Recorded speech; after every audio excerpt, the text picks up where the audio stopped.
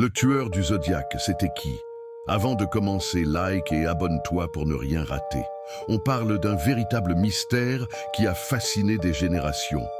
Des meurtres commis dans les années 60 et 70, principalement en Californie, ont semé la terreur.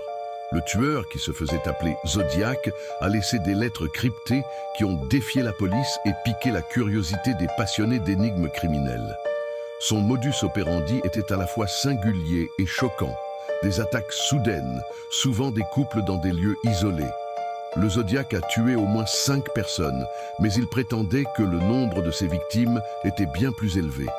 La police a bataillé pour trouver sa trace, mais il a toujours su s'éclipser. Les lettres étaient une véritable déclaration de guerre. Il parlait ouvertement de ses crimes, jouant avec la peur et l'intelligence des enquêteurs.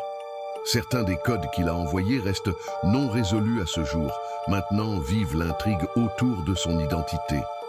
Plusieurs suspects ont été mis en avant au fil des décennies, de Arthur Leigh Allen à d'autres, mais aucun n'a pu être formellement accusé. L'identité du tueur demeure un mystère, et chaque nouveau développement relance le débat. Des documentaires aux films, le cas continue d'alimenter la fascination populaire. Que ce soit pour comprendre son esprit dérangé ou pour élucider le mystère, le tueur du Zodiac reste un incontournable du crime non résolu.